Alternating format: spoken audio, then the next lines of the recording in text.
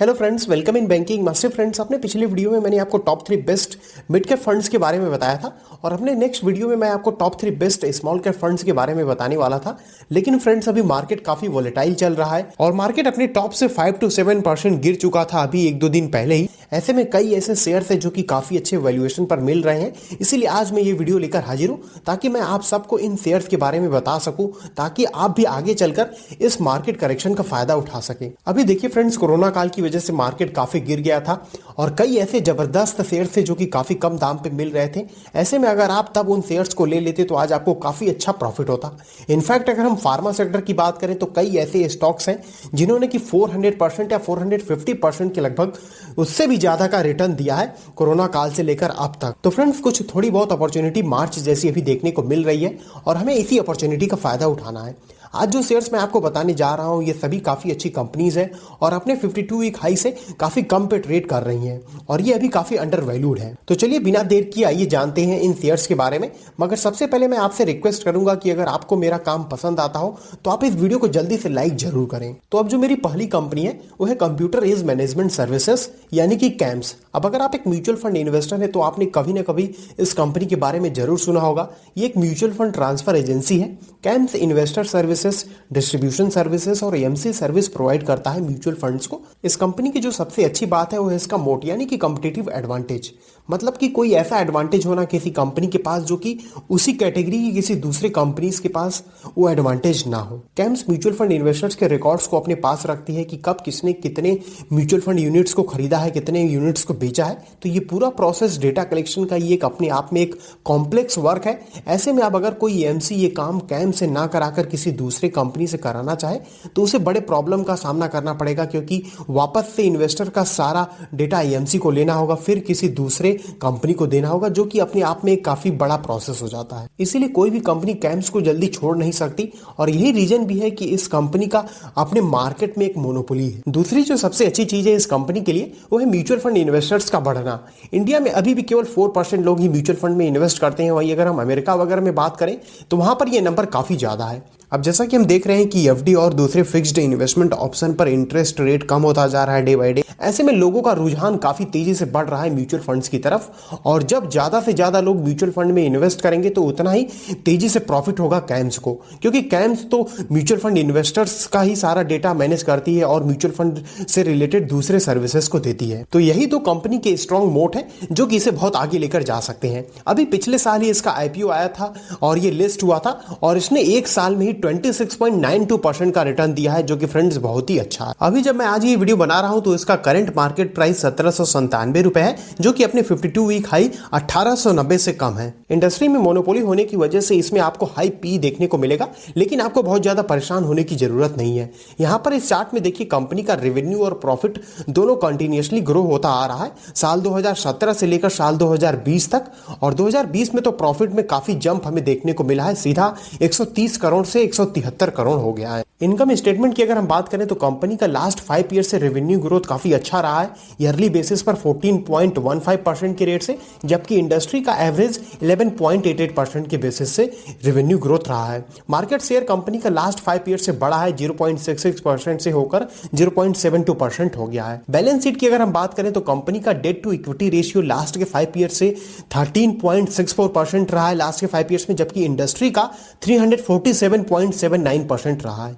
अब date to equity ratio के बारे में मैं आपको अगर शॉर्ट में बताऊं तो डेट टू इक्विटी रेशियो जितना कम रहे उतना ही अच्छा माना जाता है और ये सभी कैटेगरीज के बिजनेस के लिए अलग अलग होता है। सभी कैटेगरीज के अलग अलग कंपनीज के लिए अलग अलग डेट टू इक्विटी रेशियो होता है और डेट टू इक्विटी रेशियो को अगर मैं आपको शॉर्ट में बताऊं तो हमें इससे ये पता चलता है कि कंपनी कितने डेट्स को यूज कर रही है अपने बिजनेस को रन करने के लिए। कंपनी का करंट रेशियो भी इंडस्ट्री से काफी अधिक है। लास्ट के 5 ईयर्स में इसका करंट रेशियो 330.22% है, जबकि इंडस्ट्री का अगर हम देखें तो 62% के लगभग है। करंट रेशियो के बारे में मैं अगर आपको शॉर्ट में बताऊं तो करंट रेशियो से हमें यह पता चलता है कि कंपनी के अंदर कितनी एबिलिटी है कि वो अपने डेट को कितना जल्दी पे कर सके। फ्री कैश फ्लो की अगर हम बात करें तो यहां पर कैश फ्लो भी काफी अधिक बढ़ता गया है। यहां पर देखिए FY 2019 में 151.72 करोड़ के लगभग था और ये बढ़कर हो गया FY 2020 में 186 करोड़। चलिए प्रमोटर होल्डिंग ट्रेंड को देख लेते हैं। तो प्लेज प्रमोटर होल्डिंग काफी कम है, मतलब कि प्रमोटर ने अपने शेयर्स को गिरवी कम रखा है, जो कि फ्रेंड्स काफी अच्छी बात है। और इस कंपनी में म्यूचुअल फंड होल्डिंग बढ़ा है लास्ट के 3 मंथ में 1.92% का, और फॉरेन इंस्टीट्यूशनल होल्डिंग 13.47% का बढ़ा है लास्ट के 3 मंथ में। चलिए अब शेयर होल्डिंग पैटर्न को देख लेते हैं। तो यहां पर देखिए टोटल प्रमोटर होल्डिंग 30.98% का, यानी कि 31% के लगभग प्रमोटर का होल्डिंग है इस कंपनी में। म्यूचुअल फंड का होल्डिंग 14% के लगभग है, डोमेस्टिक इंस्टीट्यूशंस का 12% के लगभग, और फॉरेन इंस्टीट्यूशंस का 22% के लगभग होल्डिंग है, और रिटेल और अदर्स का 20% के लगभग होल्डिंग है। तो ओवरऑल अगर हम देखें तो कंपनी का शेयर होल्डिंग पैटर्न काफी अच्छा है। देखिए कैम्स एक ऐसी कंपनी है जो कि आपके पोर्टफोलियो में जरूर से होना चाहिए। अब मैंने जो दूसरा स्टॉक लिया है वो कंपनी डिपॉजिटरी सर्विस प्रोवाइड करती है, मतलब कि ये सर्विस होता है जिसमें इन्वेस्टर्स के सिक्योरिटीज को एज ए इलेक्ट्रॉनिक फॉर्म में स्टोर किया जाता है। जैसे कि बैंक में आप अपनी कैश को अपने अकाउंट में रखते हैं, उसी तरह यहाँ पर डिमेट अकाउंट में इन्वेस्टर्स के सिक्योरिटीज को रखा जाता है। तो मैं बात कर रहा हूँ CDSL की, यानी कि सेंट्रल डिपॉजिटरी सर्विसेज लिमिटेड की। तो अब आपको आइडिया लग गया होगा कि ये कंपनी काम क्या करती है। मेनली इस कंपनी का वर्क डिपॉजिटरी सर्विस से रिलेटेड है, जैसे कैम्स का था। तो इस कंपनी CDSL का वर्क यही है कि सिक्योरिटीज के ट्रांजेक्शन में, सिक्योरिटीज के होल्डिंग में ये हेल्प करते हैं, और ट्रेड के सेटलमेंट में भी इनका हेल्प होता है। तो जनरली हम ये कह सकते हैं कि इस कंपनी का वर्क भी डेटा कलेक्शन का ही है। ये कंपनी कैम्स की ही तरह अपने सेक्टर में मोनोपोली क्रिएट किया हुआ है, इसका और कोई अच्छा कंपटीटर नहीं। और यही इस कंपनी का मोड भी है कि अगर जैसे कोई ब्रोकर इस कंपनी को हटाता है तो उसको पूरा डेटा कलेक्ट करना होगा इन्वेस्टर्स का, और फिर उसके बाद किसी दूसरे कंपनी को देना होगा। तो ये काफी अपने आप में एक बड़ा टास्क हो जाता है। तो ये एक कॉम्पिटिटिव एडवांटेज है इस कंपनी के पास। चलिए अब की मैट्रिक्स को देख लेते हैं। तो यहां पर देखिए इंडस्ट्री का P 26.56 है, जबकि इस कंपनी का 47.52 है। तो यहां पर अधिक पी होने से आपको बहुत ज्यादा परेशान नहीं होना है। पीबी रेशियो की अगर हम बात करें तो सेक्टर का 2.30 है और कंपनी का 6.59 है। डिविडेंड यील्ड की अगर हम बात करें तो डिविडेंड यील्ड यहां पर कंपनी ने सेक्टर के कंपैरिजन में थोड़ा सा अधिक दिया है, जो कि फ्रेंड्स अच्छी बात है। फाइनेंशियल ट्रेंड्स को अगर हम देखें तो यहां पर देखिए लगातार ही कंपनी का रेवेन्यू बढ़ता ही गया है। अब यहां पर अगर हम प्रॉफिट की बात करें तो प्रॉफिट 2020 में कम हुआ है 2019 के कंपैरिजन में। अब इसलिए कम हुआ है क्योंकि कोरोना काल की वजह से लोग थोड़ा सा स्टॉक मार्केट में अपना इन्वेस्टमेंट कम कर रहे थे लोग ज्यादा, तो इसीलिए यहां पर इस कंपनी को थोड़ा सा प्रॉफिट में कम देखने को मिला है। इस कंपनी का प्रॉफिट कम हुआ है यहां पर 2020 में, क्योंकि देखिए इस कंपनी को प्रॉफिट मेनली मार्जिन और चार्जेस से होता है, और जब इन्वेस्टर्स कम स्टॉक में ट्रेड करेंगे, कम ट्रेड करेंगे, तो इस कंपनी को प्रॉफिट भी कम होगा। इनकम स्टेटमेंट की अगर हम बात करें तो यहां पर रेवेन्यू ग्रोथ कंपनी का इंडस्ट्री के कंपैरिजन में अधिक है। ईयरली बेसिस पर ये लास्ट के 5 ईयर्स में 17.14% के रेट से बढ़ा है, और जबकि इंडस्ट्री का 4.05% के रेट से बढ़ा है। मार्केट शेयर कंपनी का लास्ट के 5 ईयर्स में बढ़ गया है 4.08% से 13.41% हो गया है।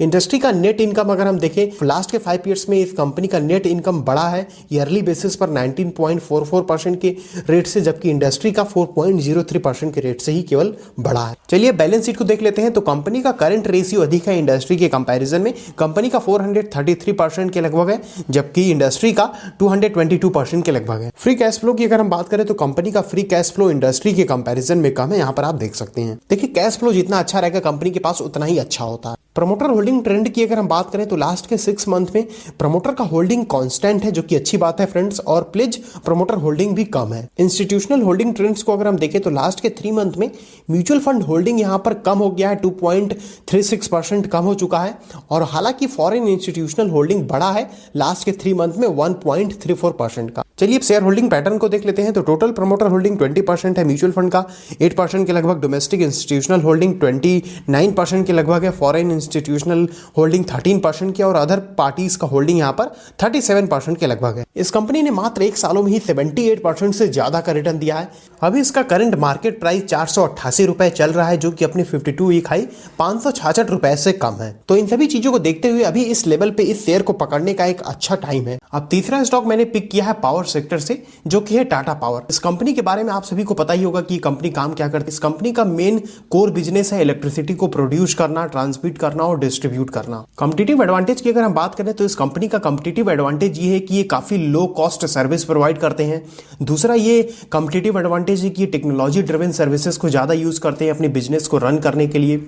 और इनका कॉम्पिटिटिव एडवांटेज एक अगेन ये है कि इनका बेस जो है, मेन फर्म का बेस मुंबई में, और मुंबई एक बिजनेस सिटी है, तो ये भी एक प्लस पॉइंट हो जाता है इस कंपनी के लिए। एक और एडवांटेज इस कंपनी का ये है कि ये डिपेंडेंट है और एक्सेस है इनके पास हाइड्रो और सोलर एनर्जी प्रोडक्शन का, क्योंकि देखिए सोलर एनर्जी खत्म नहीं होने वाला है, तो इसीलिए यहाँ पर एक ये भी एडवांटेज है इस कंपनी के पास। चलिए अब की मैट्रिक्स को देख लेते हैं। तो इस कंपनी का पी 20.05 है और जबकि सेक्टर का 15.88 है, तो थोड़ा सा यहाँ पर अधिक है, लेकिन उससे आपको परेशान नहीं होना है।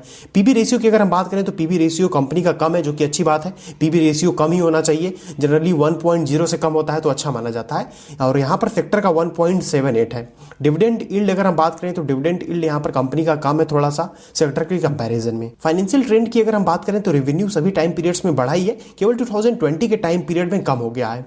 और प्रॉफिट की बात करें तो प्रॉफिट भी सभी टाइम पीरियड्स में बढ़ा है, केवल 2020 में ही कम हुआ है। अब प्रॉफिट इसलिए डाउन हुआ है कंपनी का क्योंकि 2020 में कोविड-19 की वजह से कुछ प्रोजेक्ट एग्जीक्यूशन नहीं हो पाया था, इसलिए यहाँ पर प्रॉफिट डाउन हुआ है 2019 के कंपैरिजन में। इनकम स्टेटमेंट की अगर हम बात करें तो कंपनी का रेवेन्यू ग्रोथ कम हो गया है लास्ट के 5 ईयर्स में 2% के ईयरली बेसिस से, जबकि इंडस्ट्री का बढ़ा है 6% के लगभग के रेट से। और मार्केट शेयर भी कंपनी का कम हो गया है लास्ट के 5 ईयर्स में 49% के लगभग था मार्केट शेयर, जो कि कम होकर 35% के लगभग हो गया है। और नेट इनकम हालांकि कंपनी का बढ़ा है ईयरली बेसिस पे 43% के रेट से, जबकि इंडस्ट्री का केवल 19% के रेट से ही बढ़ा है। बैलेंस शीट की अगर हम बात करें तो यहाँ पर debt to equity ratio company का अधिक है इंडस्ट्री के कंपैरिजन में, जो कि सही नहीं माना जाएगा। 266% के लगभग है, जबकि इंडस्ट्री का 246% के लगभग ही है। और यहाँ पर करंट रेशियो भी कंपनी का कम है, जो कि अच्छा नहीं माना जाएगा। इंडस्ट्री के कंपैरिजन में कम है, अधिक होना चाहिए था, तो ये कम है, तो ये उतना अच्छा नहीं माना जाएगा। 46% का है करंट रेशियो कंपनी का, जबकि इंडस्ट्री एवरेज का 49% के लगभग है। फ्री कैश फ्लो को अगर हम देखें तो फ्री कैश फ्लो भी यहाँ पर कंपनी का काफी फ्लक्चुएशन रहा है इसमें, और यहाँ पर अगर हम देखें तो FY 2020 में ये काफी अच्छा है यहाँ पर फ्री कैश फ्लो कंपनी का 19 के कंपैरिजन में। चलिए प्रमोटर होल्डिंग ट्रेंड को देख लेते हैं। तो यहाँ पर टोटल प्रमोटर का होल्डिंग बढ़ा है, जो कि अच्छी बात है लास्ट के 6 मंथ में, और ये 9.64% के रेट से बढ़ा है। और प्लेस प्रमोटर होल्डिंग भी काफी कम है, जो कि अच्छी बात है। इंस्टीट्यूशनल होल्डिंग ट्रेंड को अगर हम देखें तो यहाँ पर म्यूचुअल फंड का होल्डिंग यहाँ पर कम हुआ है लास्ट के 3 मंथ में 1.08% का, जो कि ठीक नहीं माना जाएगा। और फॉरेन इंस्टीट्यूशनल होल्डिंग हालांकि फ्रेंड्स बढ़ा है लास्ट के 3 मंथ में 1.59% का, जो कि एक अच्छी बात है। अब शेयर होल्डिंग पैटर्न की अगर हम बात करें तो टोटल प्रमोटर का होल्डिंग 46% के लगभग है, म्यूचुअल फंड का 12% के लगभग, अदर डोमेस्टिक इंस्टीट्यूशंस का 12%, फॉरेन इंस्टीट्यूशंस का भी 12% के लगभग, और रिटेल एंड अदर्स का 17% के लगभग होल्डिंग। अभी इसका स्टॉक 79 रुपए पर ट्रेड कर रहा है, जो कि अपने 52 वीक हाई 88 रुपीज से कम है। ऐसे में अभी इस स्टॉक को कंसीडर करने का एक अच्छा टाइम है। अब मेरा जो फोर्थ स्टॉक है वो एक NBFC कंपनी है, और ये HDFC के बाद सेकंड नंबर की कंपनी है। तो मैं बात कर रहा हूँ LIC हाउसिंग फाइनेंस की। ये LIC हाउसिंग फाइनेंस LIC की एक सब्सिडियरी कंपनी है। इसका मेन ऑब्जेक्टिव यानी कि मेन वर्क है लोन प्रोवाइड करना इंडिविजुअल्स को कंस्ट्रक्शन के लिए, हाउसेस के और रेसिडेंशियल पर्पजेस के लिए लोन प्रोवाइड करना इनका मेन वर्क है। कंपनी की जो सबसे अच्छी बात है वो ये कि कंपनी रिटेल होम लोन पर ज्यादा फोकस करती है बड़े कॉर्पोरेट के बजाय, और इसका NPA भी काफी कम है। अब चलिए रेवेन्यू मिक्स को देख लेते हैं। तो कंपनी को रेवेन्यू मिलता है टोटल रिटेल होम लोन से 81% का, डेवलपर लोन से 5% का, और रिटेल LAP और अदर से 14% का। तो यहाँ पर ये अच्छा है कि रिटेल होम लोन से ज्यादा रेवेन्यू मिल रहा है, क्योंकि रिटेल में डिफॉल्ट होने की चांसेस कम होती है लोन के। कंपनी का NPA भी ठीक है 2.79% का। की मैट्रिक्स की अगर हम बात करें तो कंपनी का P 8.31 का है, जबकि सेक्टर का 26.58 है। तो यहाँ पर काफी अच्छा है, कंपनी का P काफी अच्छे वैल्यूएशन पे है P। अब PB रेशियो की अगर हम बात करें तो PB रेशियो भी 1.09 का है, जबकि सेक्टर का अधिक है। डिविडेंड यील्ड यहाँ पर कंपनी ने अच्छा दिया है, जो कि फ्रेंड्स अच्छी बात है। फाइनेंशियल ट्रेंड को अगर हम देखें तो लगातार ही रेवेन्यू बढ़ता ही गया है सभी टाइम पीरियड्स में। और यहाँ पर अगर हम प्रॉफिट देखें तो प्रॉफिट 2020 में थोड़ा सा कम हुआ है, बहुत ज्यादा डिफरेंस नहीं है। चलिए अब इनकम स्टेटमेंट को देख लेते हैं। तो कंपनी का रेवेन्यू ग्रोथ इंडस्ट्री के कंपैरिजन में कम है, इंडस्ट्री का 16% के लगभग है, जबकि कंपनी का 12% के लगभग ही है। और मार्केट शेयर भी कंपनी का कम हुआ है, 14% के लगभग था पहले, अब कम होके 12% के लगभग हो गया है। और नेट इनकम की अगर हम बात करें तो नेट इनकम यहाँ पर कंपनी का अधिक है इंडस्ट्री की कंपैरिजन में, जो कि अच्छी बात है। चलिए अब देख लेते हैं बैलेंस शीट को। तो कंपनी का debt to equity ratio industry के कंपैरिजन में अधिक है, जो कि अच्छा नहीं माना जाएगा, 1096% के लगभग है, जबकि इंडस्ट्री का 565% के लगभग है।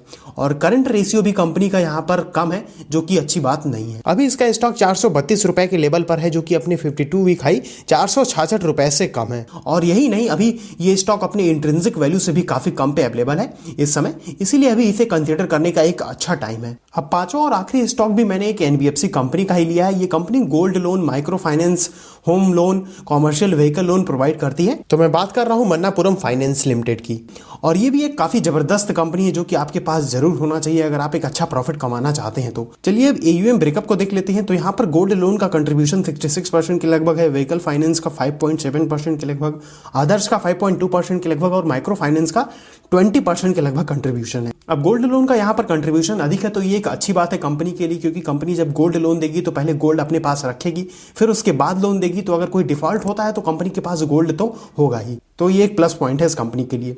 ये कंपनी अभी काफी कम वैल्यूएशन पर मिल रही है। अभी इसका P 8.98 है जो कि सेक्टर के P 26.58 से काफी कम है।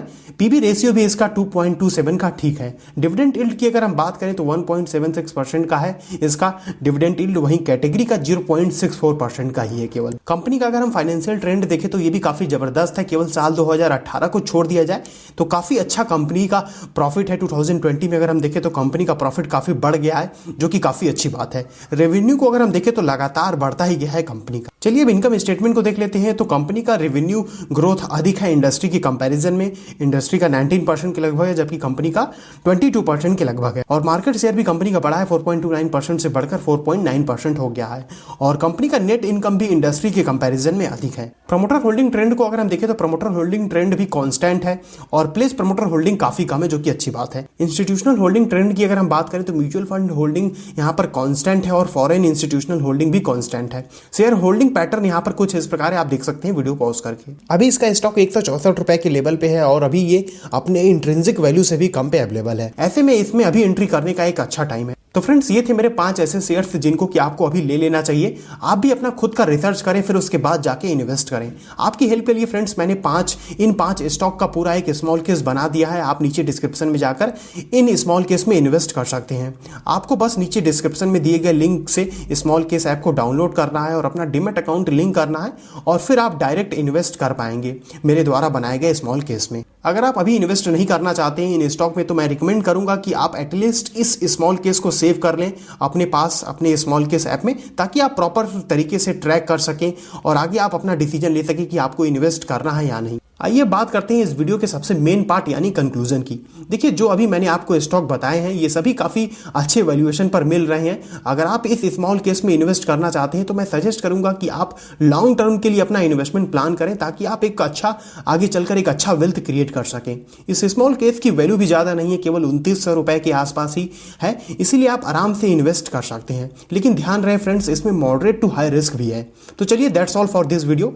आप मुझे कॉमेंट करके बताइए कि आपको इसमें से कौन सा स्टॉक अच्छा लगा और आप अभी किन किन स्टॉक में इन्वेस्ट कर रहे हैं। स्टॉक मार्केट और म्यूचुअल फंड से रिलेटेड सभी न्यूज़ पाने के लिए आप मेरे टेलीग्राम चैनल को ज्वाइन कर सकते हैं, लिंक आपको नीचे डिस्क्रिप्शन में मिल जाएगा। और आपको ये वीडियो अगर पसंद आया तो इस वीडियो को लाइक जरूर करें और शेयर भी करना ना भूलें अपने सभी फ्रेंड सर्कल में। इस वीडियो को देखने के लिए आप सभी का बहुत बहुत धन्यवाद। फिर मिलते हैं इस वीडियो में।